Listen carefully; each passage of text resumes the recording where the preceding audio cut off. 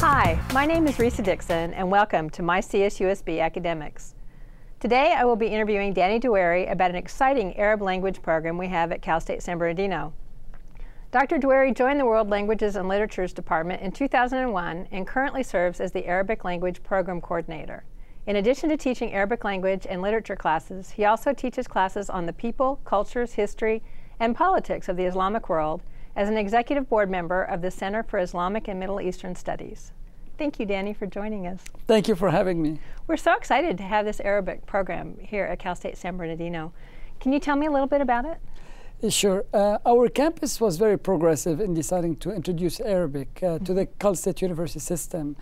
Back in 2000, which is way before 2001, when it became very popular to start teaching Arabic at the college level, there was a discussion among many colleges, mainly social and behavioral sciences and arts and letters, to introduce Arabic more as a language that would be one day strategic and it would be important.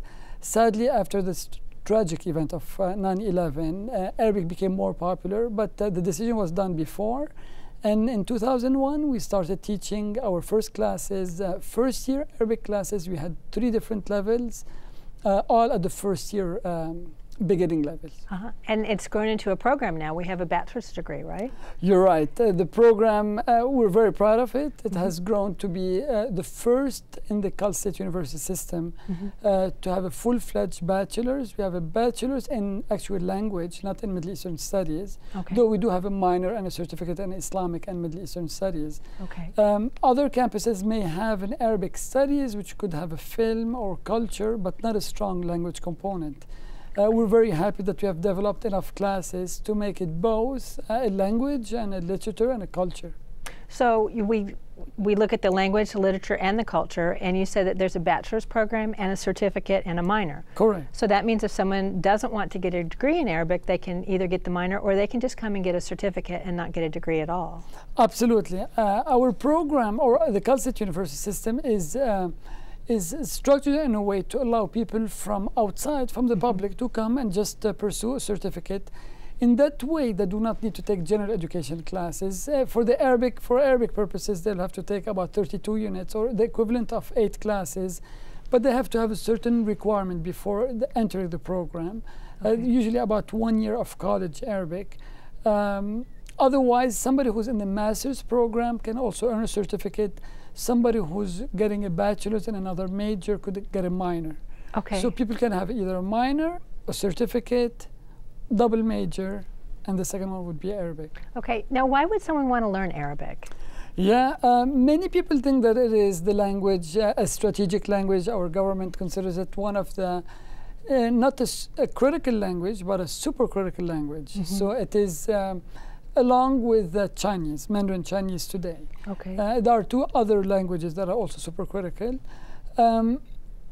So while there is a lot of need for the government in all the services, whether it's in the military, in the law enforcement, in politics, diplomacy, lots of people who join us actually join it for other reasons. They want to do it for career purposes, such as business, and people never think like in even nursing. Hospitals are looking for people who are bilingual. Even students who are entering the nursing program, if they can check that they are, or they can verify that they are at a certain proficiency level, they get extra points in terms of their admission into a certain program. There are other things in businesses. Today there are many hubs in the Arab world that are of interest to us, places like the United Arab Emirates. People know it as Dubai, one of the Emirates. It's a hub for major corporations, Pepsi, Microsoft, General Motors.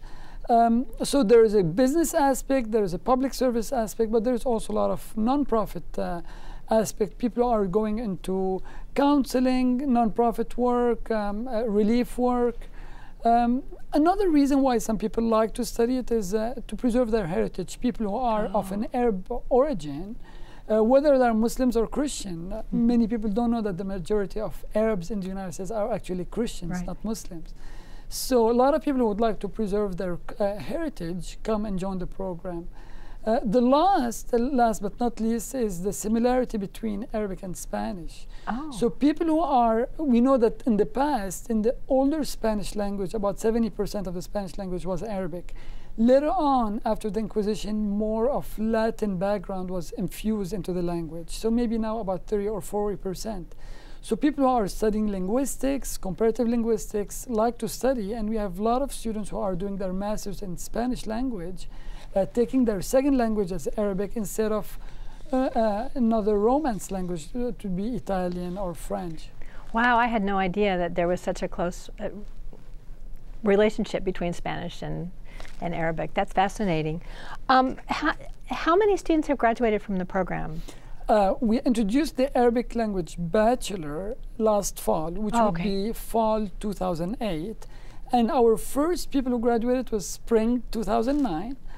We had 4 of them. Oh. We're very proud of them. 2 are, one is a native Arab, one is a heritage, and 2 are actually Latinos. Okay. One is going into law school. He's of a Latino background. Another one is going to go for her PhD in Arabic and the Middle Eastern studies overseas. How fascinating. Now, when you get out because they didn't study for 4 years, they only studied for a short time, what level of proficiency did they have at the end? Yes, we do require Arabic, like Japanese and Russian and Mandarin Chinese.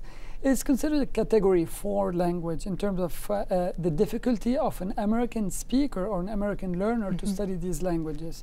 And a category 4 means the highest, the most difficult. Category 1 would be something like Spanish or Swahili, actually, and then you go to French, German, and then category 4 would be something like Arabic. The American Council for the Teaching of Foreign Languages categorizes them into all language proficiencies into 10 levels. You call a novice low, mid, high, an intermediate low, mid, high, advanced low, mid, high, and a superior. Usually they expect us to produce students at what we call an intermediate high, which is about the 5th or 6th level in producing our students. We have been very pleased to have reached the advanced low in almost the majority of our students, and we'd like to keep it at an advanced low or higher. That way they can get certain bonuses when they join the government. The government will not give you so much foreign language bonus if you're just at the total beginning. So all of these people did not study Arabic for 4 years, either because of their heritage or because we really immersed them in a special program that goes over a 15-month period. They were in, and a study abroad, they were in such a confined and controlled environment that they acquired very high levels in a shorter period of time. That's wonderful. We're going to take a quick break and we'll be right back.